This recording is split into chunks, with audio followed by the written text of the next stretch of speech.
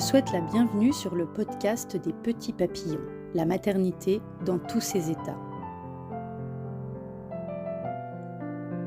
Parce que la maternité n'est pas toujours un long fleuve tranquille, parce que nos sociétés dépeignent une image souvent idyllique du devenir mère, et même si on commence doucement à parler de la maternité avec plus de réalisme, certains tabous ont encore la peau dure. Alors je donne la parole à toutes les mères qui souffrent, pour la plupart en silence, et qui ne se sentent pas reconnues dans leur douleur ou dans leur chagrin. Et au fil de mes rencontres avec toutes ces femmes aux histoires différentes, mais aux souffrances bien communes, il ressort un élément que l'on ne peut pas ignorer, cette solitude dans la souffrance.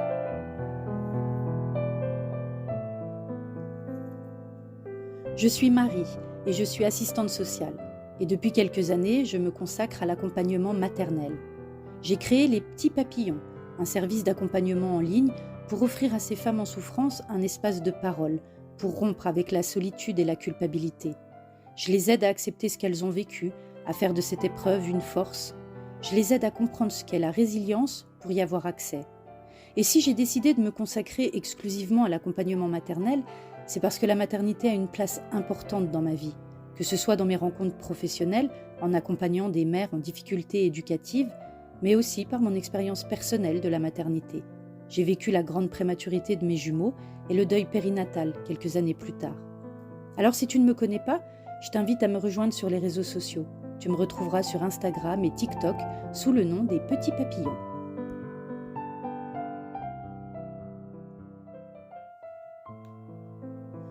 Dans l'épisode du jour, on retrouve Aurélie qui va nous raconter son dernier accouchement un peu particulier, un accouchement prématuré.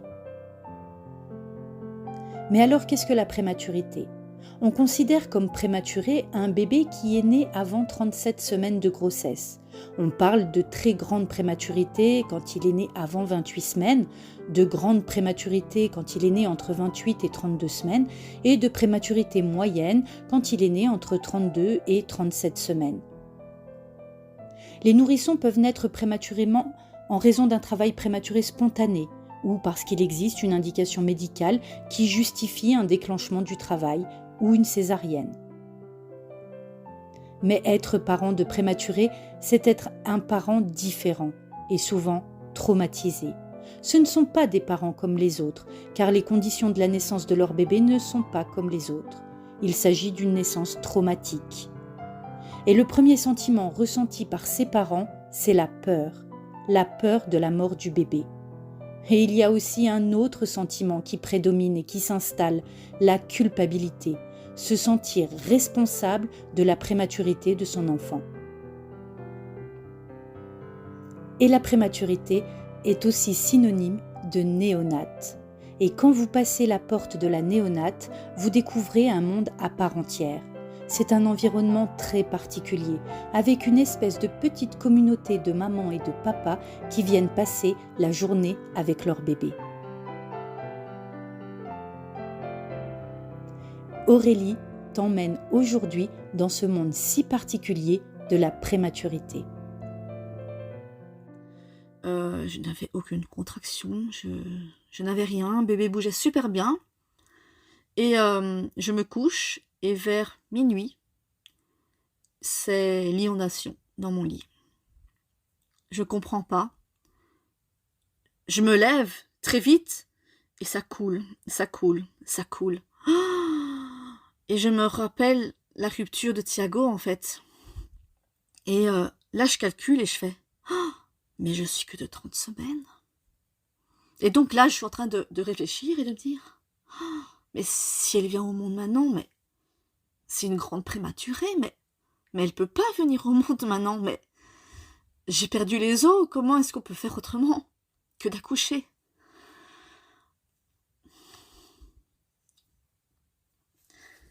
Bon bah là, j'ai très vite en fait réveillé mon mari.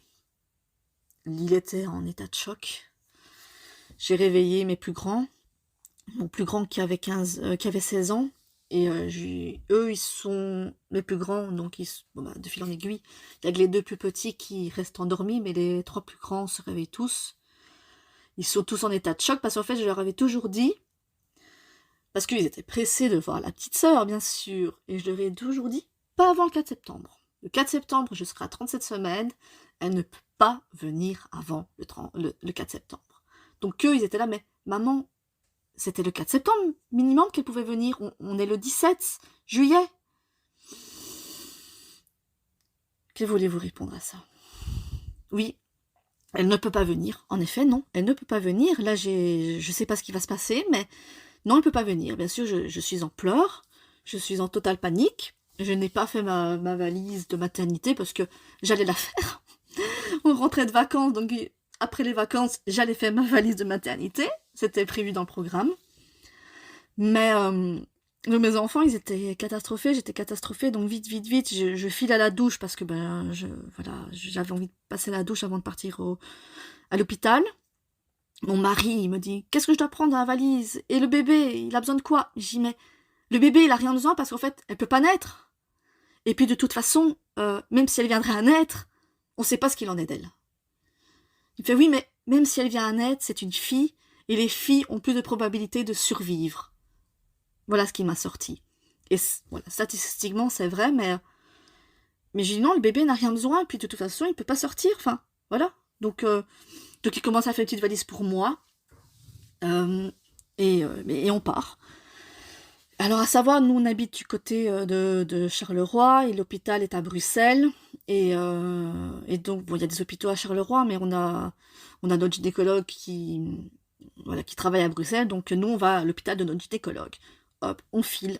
Même si je lui ai dit, écoute, on va aller au plus proche, on va aller à Charleroi, lui, il était dans sa tête, non, on va là où le gynécologue travaille. On file à Bruxelles. Donc, on file à Bruxelles, moi, je suis en pleurs. Mon ventre, j'avais même plus l'impression d'être enceinte, en fait. J'avais perdu mon ventre. Je ne sentais plus le bébé bouger. Puis quand même, j'ai senti quelques petits mouvements, mais c'était vraiment tout petit. Je me dis, mon Dieu, et si en fait elle est en souffrance dans mon ventre? Tous les scénarios en fait passent dans la tête, et le temps qu'on arrive à l'hôpital, on a quand même 45 minutes de route, donc on a vraiment la peur panique. On arrive à l'hôpital, aux urgences, là ils me prennent directement, je monte en maternité, et bon bah là, la rupture était franche, hein, c'était pas une fissure. Donc là, elle a pu constater que les dégâts. Donc elle me fait une échographie pour voir un petit peu où en est mon col. Mon col est fermé. Donc il n'y a pas de travail encore qui s'est mis en route. Ça, c'était très bien. Mais il n'y a plus d'eau du tout. La petite n'a plus rien comme liquide. Elle est en siège. Il y a alors un siège un peu spécial parce qu'elle avait un pied en dessous de ses fesses et un pied à son visage. Donc la jambe droite et l'autre pliée. Enfin bon. Donc, madame qui était tout le temps la tête en bas, elle avait le siège, là, au moment de la rupture de la poche des os. Donc, moi, je me dis, mais en fait, je sais pas, elle a voulu faire une pirouette, et elle a percé la poche, en fait, en voulant changer de position, alors que, bon, bah, c'était un peu, peut-être étroit, hein. Et donc, c'est peut-être elle qui a rompu, quoi, la poche en se remettant la tête en haut. Bon, ça, on ne saura jamais ce qui a engendré cette rupture de la poche des os, parce que ils me font des frottis, ils me font des tests urinaires pour toute une infection. Il n'y a rien, tout revient nickel. Je n'ai aucune infection, donc il n'y a rien qui pourrait expliquer cette rupture de la poche des os. Rien. Même jusqu'au bout, ils ne savent pas. Malheureusement, l'hôpital de mon gynécologue ne prend les préma qu'à partir de 34 SA, et moi, je ne suis que de 30. Donc, en ne sachant pas si le travail allait se déclencher, en ne sachant pas si... Voilà. Ils ne savaient pas ce qu'il allait se passer de moi. Ils ont préféré me transférer dans un hôpital universitaire qui était beaucoup plus pro et formé pour une néonatologie qui était beaucoup plus performante, qui prennent les bébés à partir de 24 SA. Donc, transfert en ambulance. Ça a été juste horrible d'être couché, en fait, se sentir victime, en fait, parce que on est couché, on est attaché, on n'est pas bien. Dans cette ambulance, je me sentais vraiment très mal, mais bon. Voilà, arrivé à l'hôpital, une prise en charge très très bonne. Donc je suis arrivée en pleine nuit, hein, il était 4h du matin, dans cet hôpital-là. Et je rencontre une maman très très sympathique, qu'on a sympathisé, qu'on continue toujours à parler ensemble, qui elle aussi était en grossesse pathologique, elle, et qu'elle a eu aussi sa petite fille, il n'y a pas si longtemps que ça. Donc on s'est suivis aussi. Et donc voilà, je suis hospitalisée là. Comme ils disent, si le travail viendrait à s'enclencher, en fait, ils ne peuvent pas l'arrêter. Parce que c'est peut-être un signe que le placenta s'infecte ou a eu une infection et que le corps, en fait, décide que la grossesse doit s'arrêter pour le bien-être et du bébé et de la maman. Donc, il m'explique bien que même si, voilà, il y avait le travail qui se déclenchait, eux, ils restent comme ça, à attendre, hein, comme de l'huile, du lait sur le feu, hein, on attend que ça ne boue pas, mais ils font rien, à part en donner des antibiotiques pour quand même éviter tout ce qui était infection et tout ça, et on attend, et on espère tenir des jours, des semaines. Il me donnait pas beaucoup d'espoir, ça je dois avouer, même là mon gynécologue m'a téléphoné quand j'étais à l'hôpital, ça j'ai trouvé ça génial, et bon, il m'a demandé hein, ce qu'il en était, tout ça, donc je lui ai expliqué. Et je sentais dans sa voix qu'il savait que je n'allais pas aller très très loin. Qu'il ne fallait pas espérer des semaines. Peut-être quelques jours, mais pas des semaines. Donc, je suis à l'hôpital avec mes antibiotiques, avec l'obligation d'avoir une hygiène hyper stricte pour éviter toute infection qui arrive. Alors bon, ben, été caniculaire, mais vraiment, les plus hautes températures étaient là, dans un hôpital au 10e étage, pas d'airco. Mon mari m'a rapporté le ventilateur pour quand même avoir un petit peu d'air. J'ai vraiment, vraiment souffert, c'était horrible. Et en plus de ça, je ne me sentais plus enceinte, en fait, à partir de là, parce que mon ventre, j'ai fait une photo de mon ventre à l'hôpital. Il avait dégonflé, mais terriblement. Et en plus de ça, la petite n'arrivait plus à bouger correctement. Elle avait tellement peu de liquide, en fait, qu'elle n'arrivait plus à bouger. Donc, elle bougeait très très peu. Donc, moi-même, je n'arrivais plus à la stimuler pour qu'elle bouge, parce qu'elle n'arrivait plus à bouger. Eux, ils ont voulu faire, c'est dans le protocole, c'est une amyosynthèse pour aller retirer un peu de liquide pour voir s'il y aurait quand même pas une potentielle bactérie, parce que bon voilà, test sanguin et test urinaire, c'est une chose, mais aller directement à la source et directement aller dans le liquide amniotique, c'est vraiment autre chose et c'est mieux. Donc ils ont voulu aller chercher une poche. Donc ça c'était le 20 juillet ou le 19 juillet, enfin quelques jours après mon arrivée, hein. Donc ils m'installent à l'échographie dans un petit local et ils essayent de trouver, parce qu'il ne faut pas piquer près du cordon ombilical qui pourrait être très dangereux. Donc ils cherchent vraiment un endroit, une poche, et là ils trouvent vraiment une toute petite poche de liquide, parce qu'il n'y avait vraiment plus rien, parce que j'étais à sec. Bon, après, le liquide amniotique, hein, je rassure, il se continue à se reformer, hein. Donc il faut bien boire pour qu'il y ait du liquide qui se fasse, et mais en fait, moi, le problème, c'est que je pouvais en faire autant que je voulais. À chaque fois que je me levais ou que je bougeais, ça ressortait. J'avais vraiment une rupture franche. Donc, à chaque fois qu'il y avait un peu de liquide qui se refaisait, je reperdais et c'était sans fin, en fait. Donc, la petite, à chaque fois, elle avait vraiment très, très peu de liquide. Il n'y avait pas de miracle, quoi. Et donc, ils m'installent, ils me mettent le chant sur le ventre, ils me mettent de la bétadine. Ils installent le kit de prélèvement, l'aiguille, me montrent et tout. Il fait, mais vous inquiétez pas, ça fait pas mal, ça va aller, naninana. Mais bon, voilà. Stressée à fond. Je crois que j'ai le cœur qui palpitait à du 200 à l'heure. C'était vraiment un moment hyper angoissant. Heureusement, mon mari a été un pilier dans ces cas-là. Il a tout le temps été là, pour me remonter. Et donc, il était là, et il me tenait à la main, et moi, je soufflais. J'y allais. Ce n'est qu'une piqûre et ça va bien se passer, il faut pas s'inquiéter. Donc le temps de tout m'installer, tout ça, ils reprennent la sonde à échographie pour voir où est exactement cette petite poche de liquide. Et elle a disparu. Donc en fait, toute l'installation a servi à rien, parce qu'au final, ils ont laissé tomber. Ils m'ont dit, de toute façon, voilà, on n'arrive pas à avoir de liquide, Donc voilà, un moment stressant qui n'a servi à rien. Donc je retourne dans ma chambre. Et bon, j'espère tenir, hein, tenir un maximum. En plus de ça, je me dis, bah, ça y est, je vais vivre mon anniversaire à l'hôpital, vu que le 22 juillet, c'est mon anniversaire. On est le 20, super. Je suis pas prête de sortir, donc... et puis, bah, je veux pas sortir, parce que je veux pas que mon bébé arrive, en fait. Hein, donc le 20, voilà, dépression, en me disant, j'ai déjà fêté Nouvel An et Noël pour Théo à la clinique.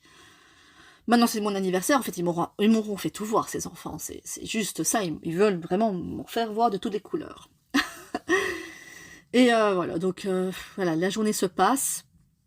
Du 20 juillet, il fait très chaud. Le soir, je me couche. C'est très difficile à dormir aussi dans un lit d'hôpital. Et voilà, on n'est vraiment pas bien. Et là, j'ai mal au dos, en fait. Au soir, je me couche. J'arrive pas à trouver de position qui me fait du bien. J'ai mal au dos, je me sens mal. En fait, je me sens mal physiquement, très très mal. Mais voilà, j'y prends pas trop attention. Hein. Je me dis, bah oui, ben, en même temps, le contexte, il est pas très gai, donc se sentir mal, c'est normal. Hein. Et je dis, bon, là, il faut dormir, quoi, parce que c'est bon, hein, même si tu fais rien de tes journées, t'es fatigué, il faut dormir. Et je sais pas, j'ai mal au dos, puis je sens une contraction. On venait de faire le monitoring, hein, parce que j'avais 2 monitorings par jour, et j'avais rien, voilà. Et là, je sens une contraction, et bien douloureuse, bien. Aïe, ne me dites pas que c'est le travail, parce que là, si c'est le travail, ça veut dire que je vais accoucher, et je dis non, ça va passer. Et j'attends, et j'arrive pas, en fait. J'ai de plus en plus mal. Et je me mets donc sur le bord de mon lit. Il était 00h30. Et je commence à compter un peu les contractions. Et je fais aïe. Je fais non, le travail est en train de se mettre en route. Je fais, on est le 21 juillet depuis quelques minutes là. Je fais, c'est pas possible. En plus, il faut savoir que le 21 juillet, c'est la fête nationale belge. Donc voilà. J'appelle l'infirmière. Je dis, écoutez, voilà, j'ai des contractions. Elle me regarde comme si... Je dis, oui, écoutez, je suis en travail, là. Je suis en travail, j'ai des contractions. Je suis en travail. Elle me croit pas. je crois quand même que je sais ce que c'est. Bon, elle me pose que le monitoring. Hein, on va faire plaisir à maman, on va poser le monitoring. Elle me pose le monitoring et... ouais, il y a quelques petites contractions, mais vraiment rien de terrible. Et elle me laisse le monitoring, j'ai l'impression des heures. Et en effet, je crois qu'il était 2h du matin. Non, 1h du matin. Et là, elle revient dans la chambre pour voir un petit peu et dit, on va quand même encore laisser le monitoring. Hein. Je dis, attends, mais vous rigolez, mais je suis en travail, là. On se laisse encore du temps, hein. Et je fais, écoutez, je vais quand même appeler le papa. Mais non, hein, on a le temps. Moi, je fais ni une ni deux, j'appelle le papa. Donc, je réveille mon mari en pleine nuit et je lui dis, écoute, voilà, ça n'aura pas tenu. Je suis en travail, même si l'hôpital pour eux, je n'étais pas en travail. Moi, je lui dis, je suis en travail, ça arrive. Voilà, j'aurais tenu 4 jours parce que j'ai 30 semaines et 4 jours ce jour-là. Mais voilà, je crois que je n'irai pas plus loin. Et comme il ne donne rien contre les contractions, ben voilà, si le travail se lance vraiment, et je sentais que c'était vraiment bien lancé, j'avais vraiment très mal. Et comme j'avais l'angoisse, en fait, de l'arrivée trop tôt, j'étais hyper mal physiquement, en fait. Je n'arrivais pas à contrer les douleurs des contractions. Alors que les autres, j'ai accouché jusqu'à 10 cm avec des douleurs terribles. Et là, pour un début de travail, j'avais terriblement mal parce que j'étais pas prête. Elle pouvait pas me dire, c'est tout. C'était pas le moment. C'est pas logique. Je ne sais pas comment elle serait. J'avais eu là, pendant mon hospitalisation, le professeur de néonatologie qui était passé pour m'expliquer, et ça c'était vraiment un homme en or. Donc c'est le professeur des hôpitaux, de l'hôpital Saint-Luc à Bruxelles. Il est passé dans ma chambre pour vraiment me dire tous les protocoles qui arrivaient à ma fille si elle venait d'être.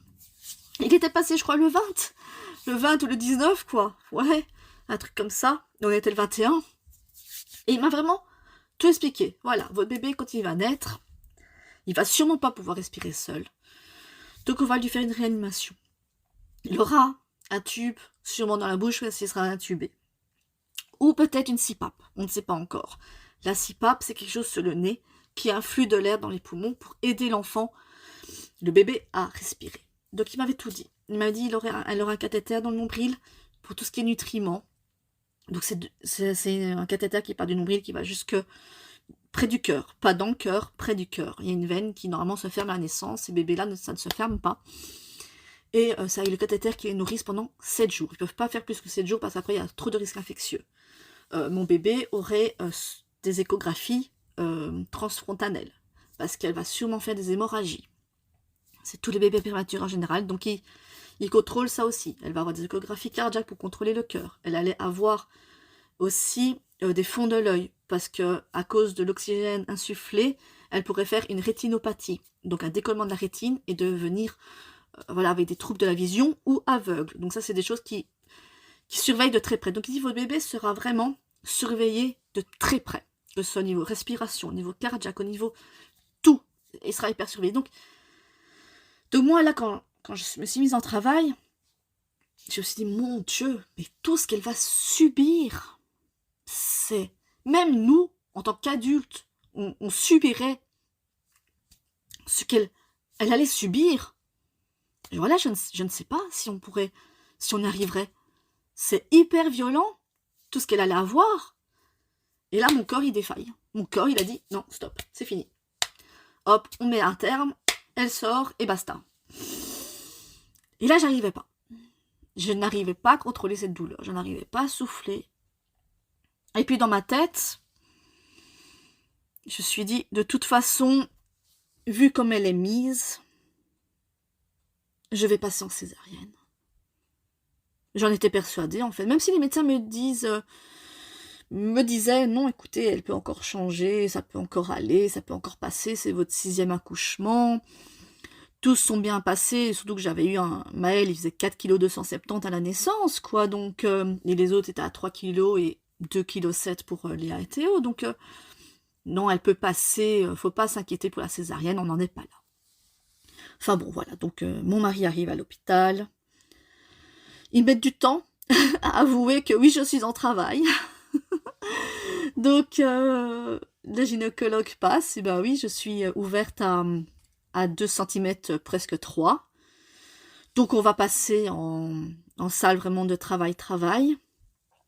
Et bon, bah, moi, j'ai horriblement mal, hein, donc on va en salle de travail, et bon, bah, là, de nouveau, tout le protocole de la salle de travail, donc je passe de l'étage grossesse pathologique à en face, bloc d'accouchement, salle de travail, hein.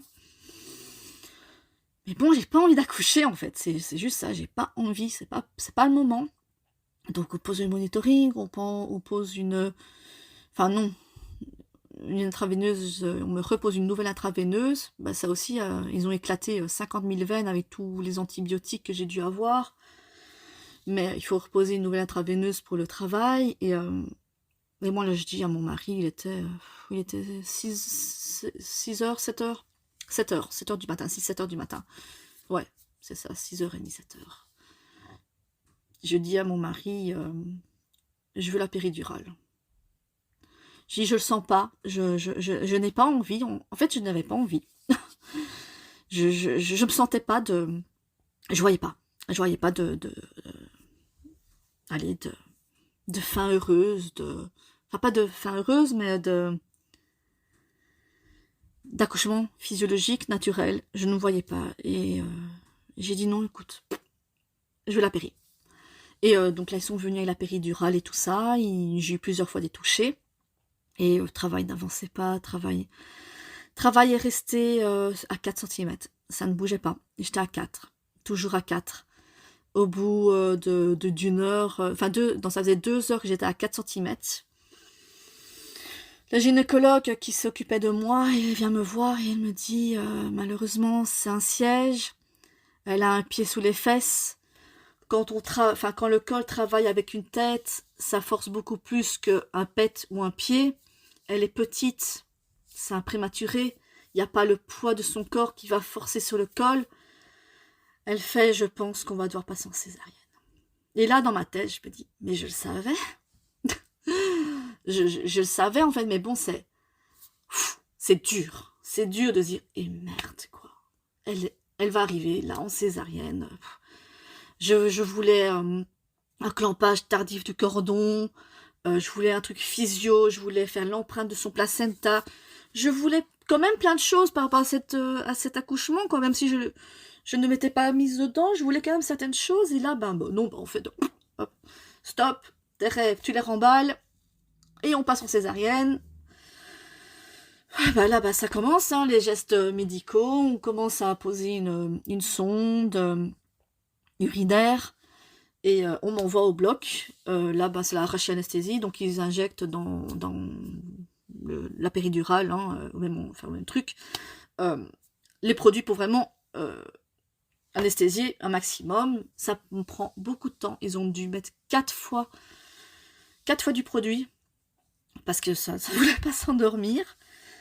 Et bon, à la fin, ça va, ça a fonctionné. Et là, j'avais vraiment l'impression d'être un bout de viande, parce que on est trimballé sur la table, on nous manipule un peu, vraiment comme un bout de viande. J'ai vraiment très mal vécu cette césarienne aussi. L'impression d'être dépossédée de son corps, dépossédée de ses moyens. Et pourtant, l'équipe était géniale. J'ai eu 2 anesthésistes pour moi. Un qui s'occupait vraiment de tout ce qui était mes constantes et tout ça, et voir que j'étais toujours bien endormie là en bas. Et j'en avais une à côté de moi, une femme, qui a commencé à faire de l'hypnose. Et à me mettre dans un état beaucoup plus calme, parce que j'étais tendue comme un... Pardon. J'étais tendue vraiment à mort. C'était difficile. Et puis arrive qu'il s'installe. Et alors, là, j'ai vraiment apprécié énormément, parce que le protocole, là, à l'hôpital, ils installent une petite table de réanimation pour le bébé, et ils laissent le cordon le temps de la réanimation. Ils laissent le cordon pour que le bébé... Donc en fait, le clampage du cordon tardif, je l'ai eu. Et ça, c'était vraiment le petit truc positif, quoi. Le petit truc positif qui m'a fait... Allez, elle va quand même voir les bienfaits d'un maximum de moi, quoi. Enfin, de nous, du placenta, du sang et tout. Enfin, voilà, donc je me dis, c'est génial. Donc il commence. Et là, on réalise, hein, c'est la fin, c'est tout. Et je sens, elle était en siège et elle était vraiment mal mise, et ils ont vraiment dû aller l'extraire, et elle n'a pas pleuré. Elle respirait. Elle a respiré, toute seule. Pas pleuré, mais elle a respiré. Elle avait un beau teint, il paraît, parce que moi je ne l'ai pas vu. Papa a tout vu. Papa a pu se lever. Et donc, ils l'ont gardé comme ça sur la table de réanimation, donc avec de l'oxygène et tout ça, pour quand même l'aider à prendre ses respirations. Ils l'ont laissé comme ça pendant 5 minutes. Donc, durant 5 minutes, en fait, papa l'a vu, totalement, là. Et alors, il fait, waouh. Enfin, j'entendais papa qui me disait tout, en fait. Elle a plein de cheveux. Elle a la tête de Léa. Elle a des orteils hyper longs. Alors, la gynécologue qui dit, oh, oui, hein, vous avez vu ses orteils, comme ils sont longs. J'en ai jamais vu des si grands. Il dit, elle a des longues mains, avec des longs doigts tout fins. Elle est grande, elle est fine, mais elle est grande. Et elle fait, et elle est là, elle respire, ne t'inquiète pas. Ils ont baissé le champ opératoire pour que je puisse voir la petite, mais j'ai pas réussi, elle était mal mise. Puis bon, on a, voilà, tout le tissu bleu, là, j'ai essayé de me lever un maximum, j'arrivais pas à la voir, mais elle était là, et donc elle est restée 5 minutes comme ça, puis le gynécologue a senti que le cordon ne pulsait plus. Donc il dit, bon, on a quand même eu tous les bienfaits. Donc elle a coupé le cordon, et elle est partie en réanimation avec papa. Et là, c'était long, en fait. Moi, ils doivent s'occuper de moi. J'ai eu l'impression qu'ils fouillaient dans mon ventre. Mais comme dans une machine à laver, en fait. L'impression qu'ils... Je sais pas, qu'ils nettoyaient tout. Franchement, la césarienne a duré presque 2 heures. Entre le moment où je suis rentrée dans le bloc, qu'ils ont mis toutes les doses de rachis, qu'ils ont bien été sûrs que c'était endormi, et jusqu'à ce que je sorte, Ça a mis 2 heures. J'ai trouvé ça tellement long et j'étais vraiment très inconfortable. J'avais le masque à oxygène et en fait à chaque fois, j'avais passé une nuit blanche déjà parce que j'avais eu des contractions toute la nuit, tout le travail toute la nuit. Elle est née à 9h53 et moi je divaguais en fait. J'avais mon esprit qui partait. Alors je me refaisais l'hypnose que l'anesthésiste avait fait sur moi, donc je me remettais en état un peu d'hypnose. Et je partais en fait 5 minutes, puis je me réveillais. Et j'avais l'impression que j'allais mourir en fait, sur cette table d'opération. Je me voyais partir, et donc je me disais, non, Aurélie, réveille-toi là. Allez, réveille-toi Aurélie, tu peux pas dormir, allez, hop, réveille. Et donc en fait, inconsciemment, je me disais, non, tu peux pas dormir, allez, vas-y, hop, réveille-toi. Si tu dors, tu meurs. Je partais, je venais, c'était dur. Et puis mon mari est venu me donner quand même des nouvelles de la petite. Il m'a dit, voilà, écoute, ils l'ont réanimé, ils l'ont mis de l'oxygène, elle respire vraiment très bien, elle ne se laisse pas faire, elle arrache tous les fils, elle arrache toutes les choses qu'ils lui mettent sur elle, elle arrache tout. Elle se laisse vraiment pas faire, elle a un caractère de malade. Il dit, elle va avoir le caractère de sa mère parce que elle est née le 21 juillet et moi j'ai mon anniversaire le 22 juillet. Donc il dit, elle a vraiment le caractère de sa mère, elle va pas se laisser faire. Et elle dit, mais elle est là, elle va bien, elle est toute rose, elle est magnifique. Elle faisait 1,490 kg pour 42 cm. Donc elle était bien, elle était belle. Et voilà, donc il est reparti aux soins avec elle. Ça a duré quand même un petit temps, hein, parce qu'ils font vraiment beaucoup d'actes techniques là. Et bon, moi, j'étais encore en train de me faire recoudre et en train de me faire me remettre de la césarienne. Et puis, la porte s'ouvre et là, c'est une grosse couveuse avec un tout petit bébé. Mais elle était toute rose. Alors, il avait déjà fait une sorte de petit nid avec des draps d'hôpitaux, hein, pour vraiment qu'elle soit un peu contenue. Et là, tout ce que j'ai vu, c'est son profil, avec son petit nez, sa petite bouche. Elle était vraiment trop belle. Plein de cheveux, parce qu'elle avait le petit bonnet, mais je voyais juste à ses oreilles. Elle avait plein de cheveux et alors ses longues jambes, elle avait sorti ses jambes du cocon. Elle avait des grands pieds, avec des grands orteils. Voilà, je l'ai vue. Voilà, 2 minutes. J'ai pas pu la toucher. Et ils l'ont embarquée pour la mettre en néonatologie, donc dans le service de néonat. Et voilà, elle est partie avec papa. Et moi, j'allais partir en salle de réveil. Donc là, c'était parti pour 2 heures de salle de réveil. Là, j'étais vraiment, vraiment épuisée de tout. Et puis, je réalisais pas vraiment. J'étais dépossédée de mon bébé. Et j'étais là. Bon, je m'ennuyais à penser en plus de ça. C'était un 21 juillet. Donc, à part les urgences, il n'y avait pas d'opération. J'étais la seule dans la salle de réveil, en fait. J'avais une infirmière pour moi toute seule. Et là, j'ai dormi. Je crois que je voulais oublier un petit peu. Donc, j'ai dormi.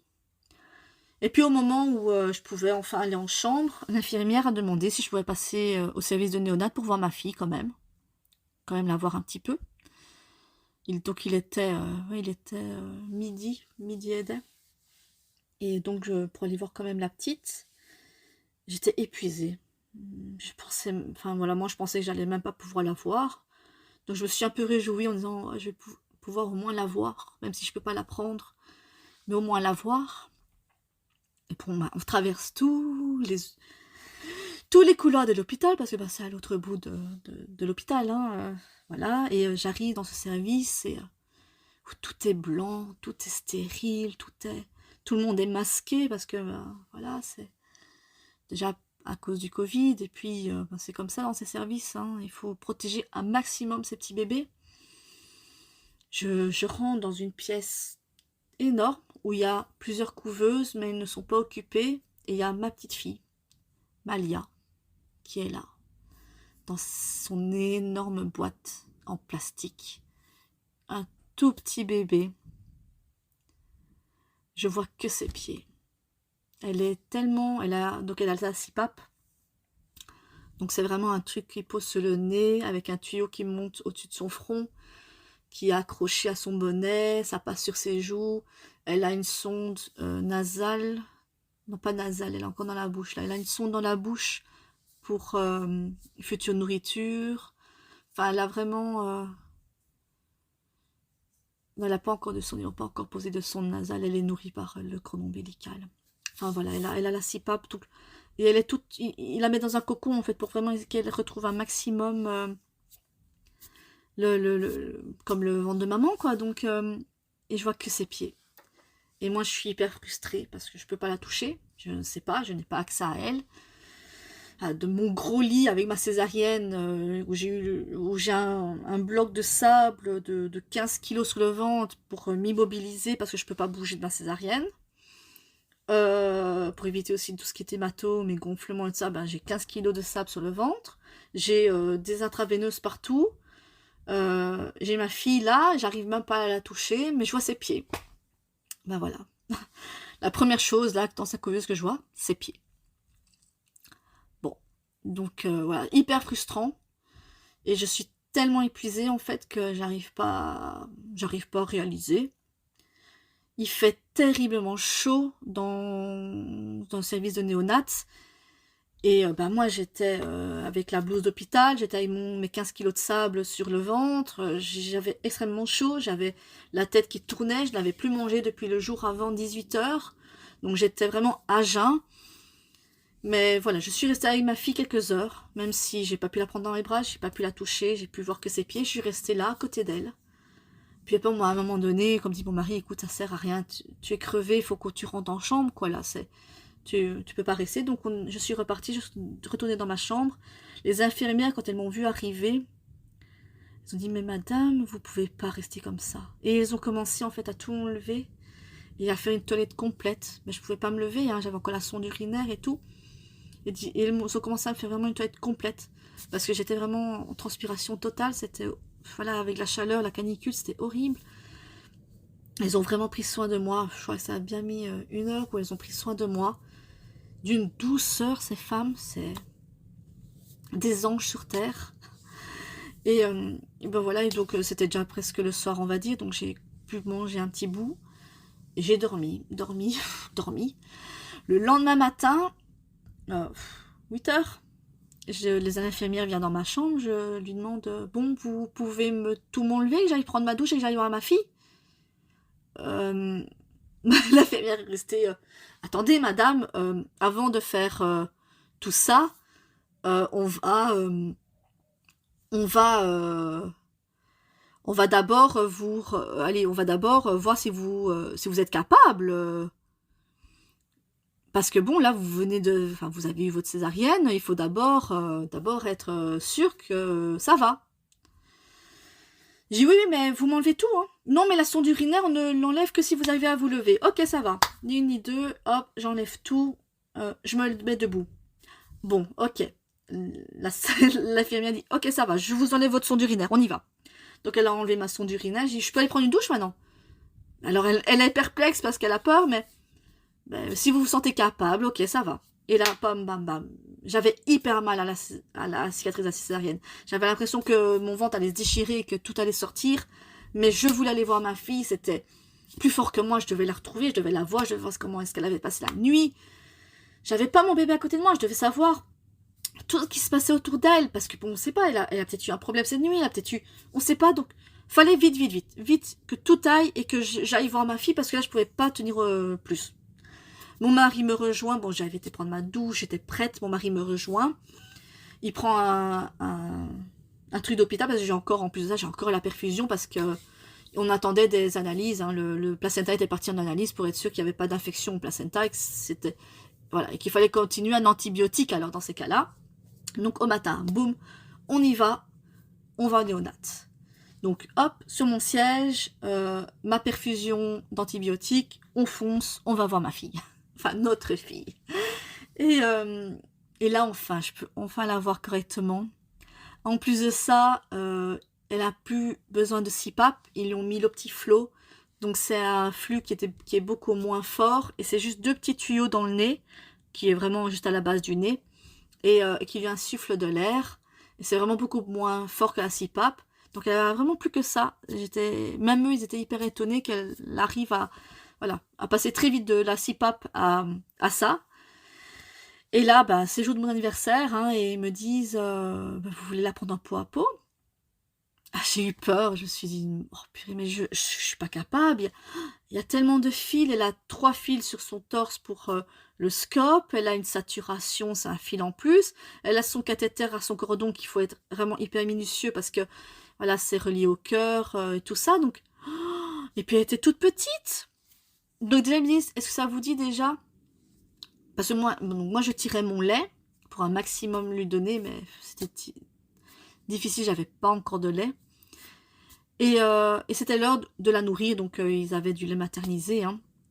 Et il me dit, écoutez, d'abord, ce qu'on va faire une petite toilette, on va lui changer son linge. Donc ils m'ont proposé de changer son linge. Voilà, c'était très minutieux. Il y a un protocole sanitaire très très minutieux aussi, donc il faut vraiment prendre se désinfecter les mains, prendre des petits cotons avec de l'eau, sérum fille, on frotte le siège tout doucement, on remet doucement le petit linge, fait attention à tous les fils et tout. Voilà, et après ça, donc elle me dit, écoutez, c'est l'heure où elle va manger. Donc eux, ils donnent à manger, non, elle ne mangeait pas encore. Elle avait encore la perf. Ils donnaient quelques petits millilitres, mais pas grand-chose. Ils disaient, mais est-ce que vous voulez la prendre en peau à peau? Et voilà, quoi, quand même. Et je dis, mais comment est-ce qu'on fait? Il dit, mais vous inquiétez pas. Donc, je suis restée sur ma chaise. Et j'avais encore la blouse d'hôpital parce que j'avais tellement de fils encore partout. La cicatrice et tout. J'avais juste mis la blouse d'hôpital, une nouvelle blouse d'hôpital. J'avais pas encore mis mes vêtements à moi. Donc, j'ai ouvert ma blouse d'hôpital. Et ils sont venus poser Malia tout doucement sur mon torse. Et voilà quoi, là c'est la chaleur du bébé. Elle était toute petite, elle avait sa tête juste à ma clavicule et son petit pet était entre mes seins. Et elle était si petite, elle avait plein de cheveux, elle était adorable. Et elle a commencé à pleurer, mais un tout petit pleur. Et moi je me sentais mal, je me dis, oh mon Dieu, mais en fait elle apprécie pas le peau à peau, elle aime pas, elle préférait être dans sa couveuse, elle est pas bien là. J'avais presque envie de dire, non, reprenez-la, elle est pas bien. Et puis j'ai dit, mais non, elle doit être dans mes bras, c'est chez moi qu'elle est le mieux. Donc je l'ai prise vraiment contre moi et je l'ai bercée. Et je l'ai bercée doucement et elle s'est calmée. On est resté en peau à peau des heures. Jusqu'au moment où mon mari me dit, écoute, on va peut-être quand même aller manger un petit bout parce que on va pas tenir le coup sinon. Donc on a dû la remettre dans sa couveuse. Là aussi c'est les infirmières qui me l'ont prise et qui me l'ont remise. Je me sentais pas du tout capable physiquement de pouvoir faire tout ça. Enfin bon, voilà. Et puis là, il faut repartir, hein, manger et laisser son bébé là. Mais voilà, on le fait. C'est difficile. L'après-midi, on y retourne parce qu'on voulait passer un maximum de temps avec elle. Donc, ça c'était le vendredi. Et donc, on y retourne l'après-midi. Là, c'est mon mari qui la prend en peau à peau. Et là aussi, voilà, c'est magique pour lui aussi. Grâce à tout ça, il a vraiment pu créer un lien très fort avec sa fille. Et donc là, les infirmières, la gynécologue qui passe dans ma chambre et qui me dit qu'en effet, en fait, le placenta avait une infection, c'était E. coli, et c'est pour ça que le travail s'est mis en place, qu'il était vraiment en mauvais état, le placenta, et que heureusement qu'il était sorti. Que de toute façon, ça n'aurait plus mené à rien cette grossesse, à cause de l'infection, en fait, que j'ai attrapée, je ne sais pas comment, on ne le saura jamais. De toute façon, il y a plein de choses qu'on ne saura jamais, et ça en fait partie. Mais c'est à cause de cette infection-là que le travail s'est déclenché, qu'elle est sortie. Et donc ça, c'était le vendredi. Tous les jours, on va faire du peau à peau avec elle pendant des heures. Le samedi, je l'ai prise moi-même de la couveuse parce que c'est plus facile, en fait, de la prendre soi-même. Donc les infirmières me montrent, me guident. Et au final, à partir de là, le samedi et tous les autres jours, c'est moi qui la prenais. Et on était en peau à peau des heures. Une fois maman, une fois papa. Tous les deux, on la prenait. Heureusement, mes plus grands, parce que ça aussi, mes enfants, bah, c'était catastrophe pour eux du jour au lendemain. Qu'est-ce qu'on fait? Et j'avais pas de famille proche vraiment qui puisse s'occuper d'eux. Donc ma nièce a pu venir s'occuper d'eux. Et nous, on a trouvé en catastrophe des stages de vacances, de plaine et tout ça, où ils allaient pouvoir quand même voilà, avoir des vacances et s'amuser. Donc voilà, vite, vite, nous, dans la catastrophe, on a trouvé des choses pour eux mettre en place parce que nous, on voulait être tous les jours là à l'hôpital. Même si on était à 1 heure de route, on voulait être là tous les jours, plusieurs heures par jour parce que on avait, voilà, nos enfants avaient besoin, les plus grands avaient besoin de nous, mais elles aussi avaient besoin de nous. Donc il fallait absolument que on aille un maximum la journée pour que le soir on soit avec les plus grands. Et donc voilà, on s'était arrangé comme ça, on s'était organisé comme ça. Et voilà, donc tout se passe bien, les pots à pot et tout ça. Le dimanche, bah, malheureusement, je dois rentrer à la maison. Hein. C'est 4 jours pour une césarienne. Donc dimanche, on dit au revoir à notre fille. Et là, rentrer sans son bébé. Après, elle était vraiment entre de bonnes mains. Elle avait commencé la photothérapie parce qu'elle avait montré une petite jaunisse. Mais c'est dur de partir sans son bébé, avoir ces douleurs terribles au ventre, tirer son lait toutes les 3 heures, jour comme nuit. C'est fatigant. Et puis à côté, on a toujours la maison qui tourne en fait. Donc c'est vraiment hyper difficile. Et voilà. Et cette nuit-là, ben voilà, j'ai pleuré. C'était très difficile. On se sent vide, on se sent seul. Mais bon, on n'a pas le choix en fait, parce qu'on sait que notre bébé il a besoin d'être là.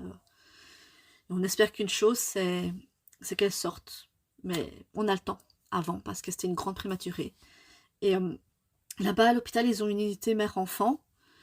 Et ils nous avaient dit que voilà, que c'était la maman pouvait dormir là, avec bébé, et s'occuper de bébé vraiment, et tout faire avec bébé, et tout le temps là, quoi, H24.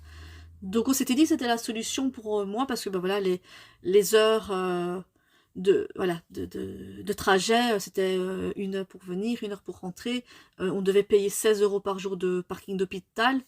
Ça faisait cher à la fin. Donc on s'est dit, ben, au moins comme ça je suis avec elle, et même si papa viendra pas tous les jours à ces moments-là, il s'occupera de la maison et des plus grands, mais au moins moi je serai avec elle tout le temps. Donc on se dit, bah, dès qu'il y a une place pour la unité mère-enfant, on y va quoi, hein, j'y vais. Et c'est le mardi qui m'appelle et qui disent, voilà, si vous voulez, quand vous venez voir Amalia, il y a une unité mère-enfant qui s'est ouverte, on peut vous y mettre. Oh, donc là, moi, j'explose de joie. Et puis, en même temps, je me dis, mais je dois laisser mes autres enfants à la maison, ils me verront plus. Et je les verrai plus. Donc j'ai cette ambivalence de dire, je suis heureuse d'être près de Malia, mais dans un autre moment, je suis loin des autres, plus grands. Et puis ben, c'est l'hôpital, et je sais qu'elle en a pour des semaines d'hôpitaux, donc je vais être des semaines loin. Mais bon, je prends sur moi, je dis, allez, c'est bon Aurélie, ça va aller, ça va le faire, ta fille a besoin de toi, on va y aller. Et donc j'intègre l'unité mère-enfant, et là je tombe sur une chambre très grande, double voilà, où il y a vraiment tout un espace, avec un petit bain pour bébé comme en maternité, un plan allongé, la grosse couveuse au milieu. Ils avaient retiré le petit flot de Malia, donc elle avait plus besoin d'assistance respiratoire. Elle était dans son... Donc elle a eu 3 jours d'assistance respiratoire. Là, elle en avait plus besoin. Donc elle était dans sa grande couveuse, là. Et en fait, moi, j'avais un lit dans une armoire. Et c'est tout ce que j'avais pour maman. Il n'y avait pas de toilette, il n'y avait pas de douche. Il fallait aller à l'extérieur du service pour les toilettes et les douches. Donc moi-même, en me disant, ben oui, mais bon... Quand on a une maman qui vient d'accoucher, on sait qu'il y a des lochis, que voilà, les toilettes, il faut aller à l'extérieur. Donc, c'est bien de dire, pour la proximité mère-enfant, c'est top, mais à côté de ça, moi, je dois le faire des... Et puis pour manger aussi, interdiction de manger dans la chambre, alors que la chambre est énorme. Je pourrais manger dans le coin là-bas. Non, ils prévoient pas de repas pour les parents. Donc je me nourris de quoi? Ah bah monsieur, il doit venir vous apporter vos repas. Oui, mais moi si j'allais dans la unité mère-enfant, c'était pour éviter à mon mari de venir constamment sur Bruxelles en fait. Mais bon. Voilà, donc déjà là, moi j'étais un petit peu refroidie en me disant, mais zut en fait, je vais perdre du temps. Parce que tous les matins pour déjeuner, je vais devoir sortir de l'unité, Je vais devoir aller manger en bas au café du coin, revenir à l'unité, à midi, même chose, et au soir, même chose. Donc au final, il y a plein d'heures sur la journée que je vais devoir sortir parce que je ne peux pas être tout près de mon bébé. Ouais, c'était assez difficile, et puis je me suis retrouvée dans cette chambre toute seule, vide, euh, sans rien. Et quand je demandais pour prendre en peau à peau mon bébé, on me disait « Vous êtes sûr ?» Mais si je suis en unité mère enfant, c'est pour l'avoir avec moi tout le temps en fait. Ah oui, mais il faut rester des heures, hein, c'est pas juste pour une demi-heure. Hein. Mais oui, ça je sais très bien, enfin bon, soit. Enfin, voilà, si je suis ici, c'est pour m'occuper d'elle, donc bon. Et donc, et là, je réfléchis, et en fait, on a une amie qui travaille à l'unité de néonatologie de l'hôpital de Charleroi, le grand hôpital de Charleroi, et elle est venue en contact avec moi directement dès qu'elle a su que j'étais hospitalisée, accouchée, et qu'elle était née, parce que bah, elle est spécialisée en fait dans la néonatologie, donc elle a vraiment commencé à m'encadrer par message, et elle me demandait, mais pourquoi t'es pas venue à Charleroi? Mais je voulais venir à Charleroi, mais papa ne voulait pas. Et puis quand nous on a voulu être, quand on le transfert, on a demandé d'être transféré à Charleroi, alors on m'a dit non, ça va être Saint-Luc. Et là on s'en est voulu, parce qu'on s'est dit mais à Charleroi c'était la solution, on était à 10 minutes de la maison. Et voilà, enfin bon. Et alors elle me dit mais demande ton transfert. Et je fais mais c'est pas possible, la petite elle est pas stable, enfin elle peut pas. Elle dit mais écoute, tu poses la question et dès que c'est possible, tu demandes son transfert et elle vient chez moi dans mon service. Et là, quand je suis arrivée donc en unité mère-enfant, et je me suis vraiment sentie le blues, là, vraiment la dépression terrible d'être toute seule, même si j'étais près de mon bébé, mais en fait, il n'y a pas beaucoup de soins à faire que juste changer une couche, faire une petite toilette de chat, manger, bah, je tirais mon lait, on lui donnait en tulipe, donc c'est une seringue reliée à un cathéter et à sa sonde nasale, hein. Ça, donc voilà, il n'y a pas grand chose, j'apprends peau à peau, mais je me retrouvais très seule et très, très déprimée. Et là, j'ai pris une infirmière et je lui ai demandé, on peut demander quand un transfert? Et elle m'a regardée très surprise. Et elle me dit, mais si vous voulez, tout de suite, on peut demander un transfert, mais voilà, ça sera voir si le service vous accepte après en face. Mais oui, oui, ok, on demande un transfert. Donc là, bah, s'en est suivi les pédiatres qui sont venus dans ma chambre parler du transfert, nani, nana. Et donc je dis, écoutez, voilà, moi, pour niveau facilité, je serais beaucoup mieux qu'elle soit pas loin de chez nous que ici, loin. En unité mère-enfant, ça ne me convient pas, je me sens trop mal à l'aise, en fait, je me sens mal. J'ai besoin aussi de retrouver mes autres enfants. Les 3 plus petits, on peut venir la voir quand même. En unité mère-enfant, ils sont venus 10 minutes, hein, bien sûr. Ils n'ont pas tenu plus, mais au moins les 3 petits ont vu leur petite sœur quand même dans la couveuse. Pardon. Et mais là, j'ai besoin de retrouver aussi mes autres enfants. Et voilà. Et à Charleroi, ça sera vraiment la solution. Et je sais qu'elle sera bien parce que j'ai une amie qui est là-bas. Donc là, la pédiatre, ok, très bien. Et ben on va faire ça. On va demander le transfert et tout ça. Et le jeudi, le 28 juillet, on m'annonce au matin que j'allais partir sur Charleroi. Donc là, j'étais mais hyper heureuse. Je me dis, allez, ça va être quand même un moment plus facile pour nous, de l'avoir plus proche de nous, même si elle n'est pas avec nous, elle est qu'à quelques kilomètres de nous, et si l'hôpital nous appelle en pleine nuit, on fonce, on est là en 10 minutes. Donc ça m'a vraiment soulagée, et un poids énorme qui est tombé. Et je me suis dit, bon bah, ça va être, ouah, ouf, ça va être mieux. Et bon bah, la petite, en fait, franchement, elle se débrouille super bien au niveau respiratoire. Elle fait des bradycardies, donc le cœur qui ralentit. Il faut la stimuler, tout ça. Mais franchement, voilà, tout allait bien pour elle. On lui a donné des antibiotiques par rapport à l'infection du placenta. Mais elle a eu des échos transfontanels, mais tout va bien. Enfin, tout allait bien. Vraiment super. Ce jour-là, avant qu'elle parte en ambulance pour aller à l'hôpital de Charleroi, ils sont venus lui retirer le cathéter qu'elle avait dans le nombril, et donc où il faisait voilà, passer tous les nutriments et tout ça qu'elle avait besoin. Et ça, c'est vraiment très classique, hein. C'est juste un petit cathéter qui est cousus au cordon. Et donc, ils viennent découdre les petits points et hop, ils enlèvent. Voilà, c'est fini. On ferme, voilà. Et voilà, donc j'attends avec impatience de sortir de l'unité mère enfant. Et là, je vois, la porte est grande ouverte, hein, et je vois la couveuse médicale devant ma porte. Une grosse couveuse avec des bouteilles d'oxygène, avec un scope. Et je me fais, oh mon Dieu, mon bébé va aller là-dedans. Oh, j'ai eu un coup de stress énorme. Je dis, oh mais qu'est-ce que je vais lui faire vivre? Et là, je commence un peu à réfléchir. Je me dis, oh, et si en fait je la stresse tellement durant ce voyage, elle nous fait une crise cardiaque, elle meurt pendant ce voyage-là, est-ce que je suis égoïste de vouloir la faire changer d'hôpital alors qu'elle est très bien à Saint-Luc, hein, parce que le suivi a été très très bon? Est-ce que c'est pas égoïste de ma part? Et s'il se passe quelque chose, je m'en voudrais toute ma vie en fait. Je dis bon, allez, hop, souffle un coup, ça va aller, il faut que ça aille. Donc là, il embarque, hein, il la met dans cette petite couveuse, je lui mets sa petite couverture sur elle, elle est sanglée, mais sanglée, un bébé de 1,5 kg, c'est vraiment pas évident, donc elle est pas maintenue vraiment dans la couveuse. Je lui dis, oh mon Dieu, mais si on a un accident maintenant, et je dis, mais non, c'est l'ambulance, ils n'ont pas d'accident, mais si, les ambulances, ils ont des accidents aussi. Oh, ça a été un moment que je redoutais et que je m'en suis voulu de lui faire vivre. Mais bon. Donc on embarque en ambulance. Je vois qu'au niveau saturation, ça descend. Son cœur est le tachycarde à fond, donc il est hyper haut. Je me sens tellement mal. Et bon, on roule. Et je vois son petit corps dans cette couveuse bouger et elle pleurait. Je fais non, elle a jamais pleuré, à part la première fois que j'ai pris en peau à peau. Après, elle a plus jamais pleuré. Et puis je vois ce scope monter, descendre. Je me fais, mon Dieu, je vais perdre ma fille là dans le transfert. Donc l'infirmière, elle me rassure, elle ouvre la couveuse parce qu'elle voit que j'étais hyper... Elle ouvre la couveuse, elle dit, allez-y, mettez votre main. Donc moi, je mets ma main.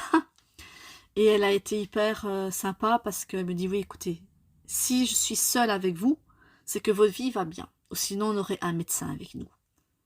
C'est que ça va aller, ne vous inquiétez pas. Et voilà, donc je dis oui, mais bon, je suis pas rassurée quand même quand je vois la saturation, quand je vois tout ça. Elle dit non, mais ça va aller, ne vous inquiétez pas. Le trajet me semble une éternité. J'essaie de tenir au courant mon mari par message en disant voilà, on est à tel endroit, pour qu'il nous rejoigne à Charleroi en fait. Hein. Et puis on arrive enfin là. Et on sort ma petite fille de dans la couveuse de ma petite fille, avec ma petite fille dedans, de l'ambulance. Et là, il y avait des ambulanciers hein, qui étaient en pause ou qui parlaient ensemble. Et là, je vois tout le monde qui se retourne et je vois leur réaction. Elle est toute petite, il est tout petit ce bébé. Et moi, dans ma tête, je dis oui, il est tout petit, oui. Et là, je vois qu'ils me regardent et qu'ils comprennent que oui, c'est mon bébé, il est tout petit, et oui, on vient ici. Voilà. Et donc là aussi, ça fait une claque, parce que les gens, ils sont choqués, en fait. Et puis, on passe dans les couloirs d'hôpitaux, et les personnes que l'on croise aux urgences, ils se retournent, et ils ont vraiment ce regard sur la couveuse. Et moi, je suis juste derrière, et je vois ce regard. Et j'ai oui, c'est mon bébé, c'est ma fille, c'est mon bébé, c'est ma fille. Oui, elle est toute petite, mais elle est tellement forte. Elle est tellement forte, ma fille. Elle est petite, mais forte. Et donc on arrive au service de néonatologie de l'hôpital de Charleroi.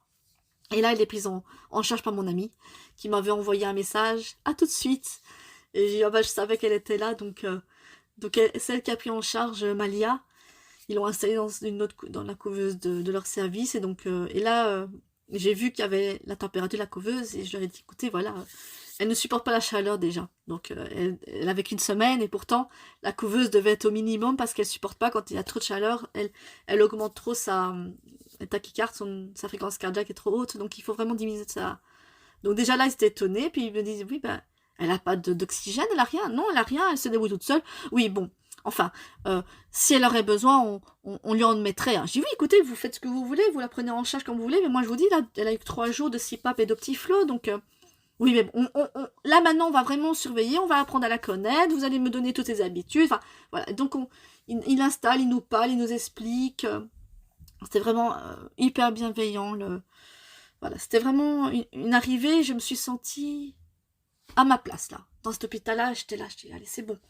On est auprès de la maison et elle est bien prise en charge. Et puis, j'ai mon amie qui est là et donc je sais que voilà, elle va être coukonnée et tout. Et puis, bon, on apprend à connaître les autres infirmières et elles sont vraiment toutes des anges gardiens pour nos bébés, tout simplement. C'est vraiment des personnes exceptionnelles qui font un travail très difficile, mais qui sont vraiment là en tout. Voilà, ils sont vraiment là pour nous et pour nous couconner, voilà, c'est une deuxième famille pour ainsi dire pendant des semaines parce que ben on va rester là longtemps, on le sait. Moi, dans ma tête, je me dis, allez, à partir du 4 septembre, elle peut sortir. Donc, moi, le 4 septembre, elle sort. C'est comme ça, le 4 septembre, elle sort. Et bon, bah voilà, bah les jours passent, les jours se ressemblent. Tous les matins, on se lève à la même heure. Tous les matins, on amène les enfants en stage. Oui, il reste avec mon plus grand qui est à la maison parce que ben, lui travaillait en job étudiant, mais il avait des jours qui étaient à la maison, donc on s'arrangeait. Et tous les jours, c'était la même routine. Tous les jours, on prenait la voiture, on allait au parking. Tous les jours, c'était les mêmes rituels en fait. Et les mêmes couloirs, deuxième étage, on sonne. Bonjour, c'est les parents de Malia. Hop, la porte s'ouvre.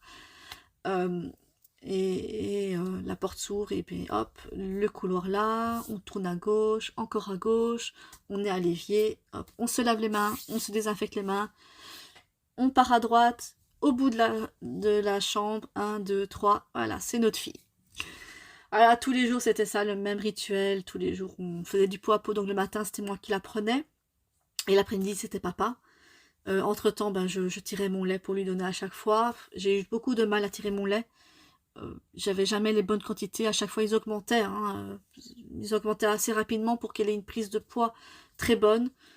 Heureusement, elle n'a jamais eu d'infection au niveau des intestins, elle n'a jamais dû se faire opérer ou quoi que ce soit. Elle a eu un parcours exemplaire en néonate.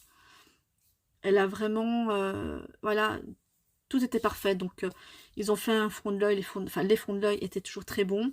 Elle a eu écho transfrontanel.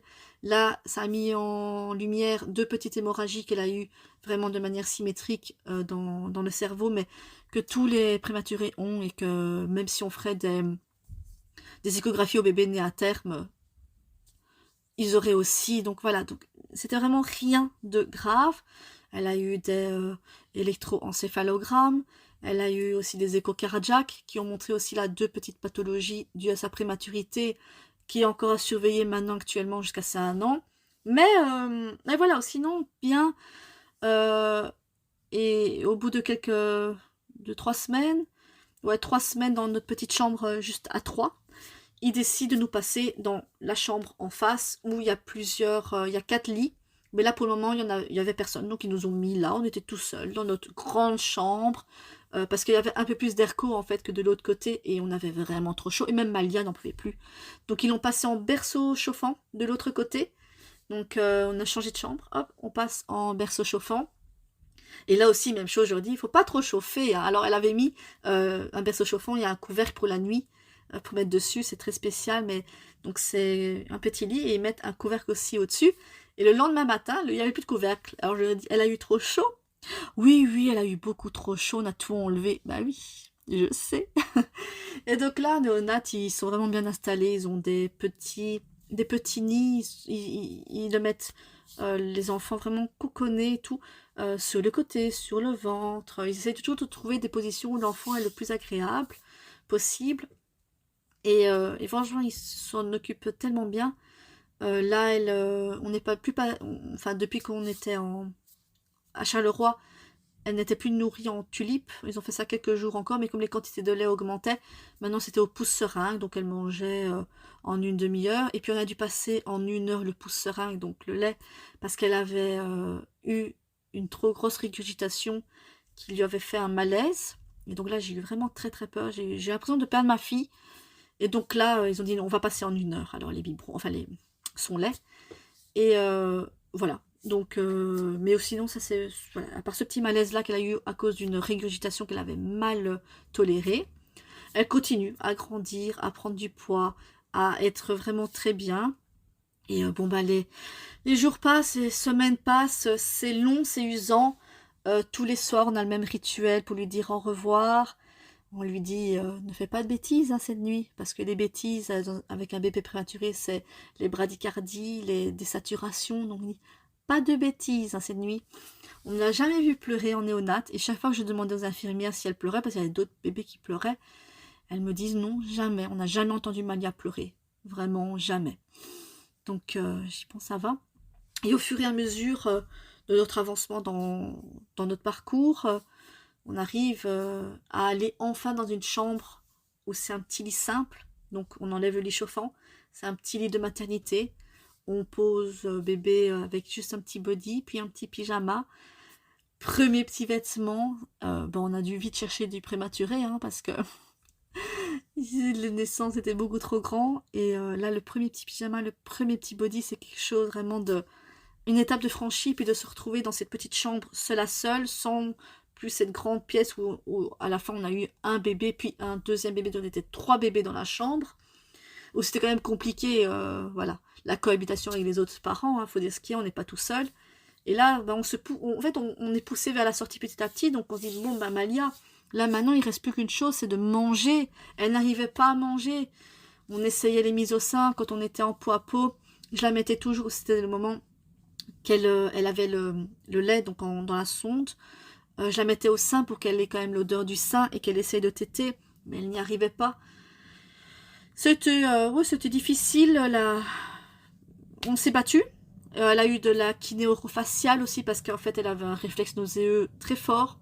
Il faut savoir que les bébés prématurés sont vraiment dans la sphère orale très agressée. Et il y a beaucoup de bébés qui déclarent des troubles de l'oralité à cause de ça, parce qu'ils sont vraiment agressés au niveau de la sphère orale. Et Malia n'arrivait pas à prendre le sein, elle avait un réflexe nauséeux. Et elle poussait avec sa langue au lieu d'aspirer avec sa langue. Donc il y a eu toutes des techniques à devoir être mises en place, avec la kiné, mais malgré ça, elle n'arrivait pas à prendre le sein, même avec une tétrelle et tout ça. Et on n'arrivait pas à voir le bout en fait. Puis, il y a eu la date du 4 septembre, et je la vois passer la date du 4 septembre. Pour moi, c'était la date où elle aurait pu venir au monde. Donc, c'est bon, elle peut sortir là maintenant. Mais elle mangeait pas. Donc, j'ai eu un moment où j'ai pleuré à l'hôpital toute la journée. Je ne nous voyais plus sortir de cet hôpital. Les grands-enfants avaient fait leur rentrée scolaire. Donc, et nous, on allait tous les jours à l'hôpital, tous les jours la même routine, la même chose, et on rentrait le soir, on n'avait pas de bébé.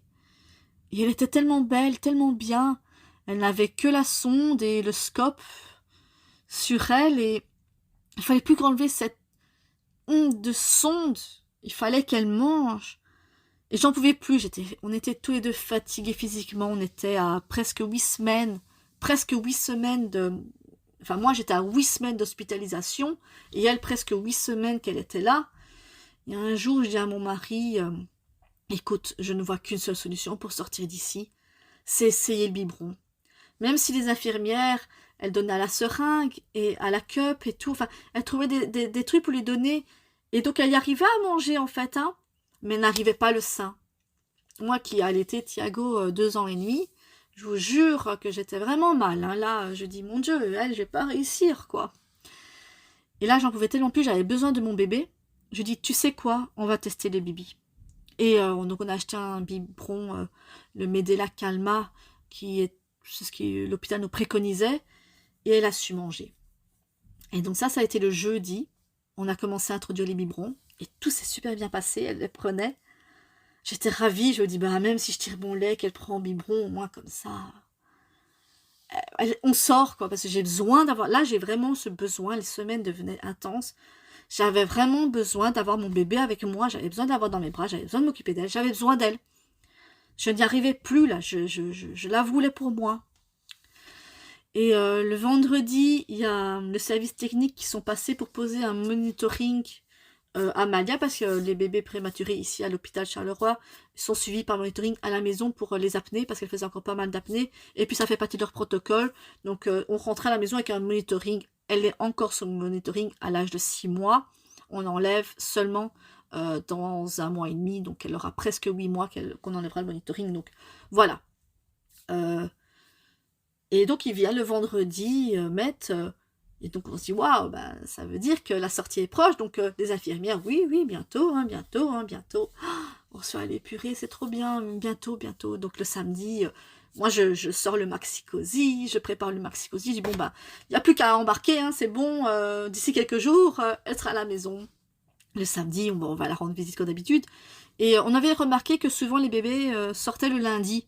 Donc je me dis, ah ça y est, lundi elle sort. Dimanche, donc on va à l'hôpital la voir, et là il y a la pédiatre qui passe et qui dit c'est bon, vous rentrez? Comment ça? On était le 11 septembre. Elle dit bah écoutez, si vous voulez, vous rentrez, hein. Ou si vous voulez, vous nous la laissez encore une nuit, hein, on s'occupe d'elle et vous revenez demain matin. Je fais attendez, vous me dites qu'on peut la prendre là maintenant, là, le 11 septembre, le dimanche, on peut la prendre? Oui, vous pouvez la prendre, mais on peut la garder si vous voulez. Alors là, je fais à mon mari, va chercher le maxi-cosy, on l'embarque. Et voilà, et donc là, le dimanche, on est rentré, il était 17h, on était à la maison. C'était la joie. On était enfin fini et pas fini, parce que elle a encore plein d'examens médicaux qu'elle devait passer, qu'elle doit encore passer. Il y a tout un suivi encore maintenant avec elle. Sa cardiologue, on avait dû retourner pour faire encore un fond de l'œil une fois, on a dû faire encore une écho-transfrontanelle encore une fois, enfin, donc le premier mois de sa vie, voilà, on était souvent à l'hôpital hein, pour tous les examens qu'il fallait faire. En plus de ça, elle avait le Synagis, donc c'est une injection d'anticorps contre les bronchiolites. Enfin, les formes graves en tout cas. Ça n'empêche pas, c'est pas comme un vaccin, ça n'empêche pas d'avoir la maladie, mais c'est pour éviter les formes graves. Donc, tous les mois, pendant 5 mois, elle aurait cette injection-là. Donc voilà. On savait qu'on allait retourner souvent à l'hôpital, mais ça y est, on avait notre bébé près de nous.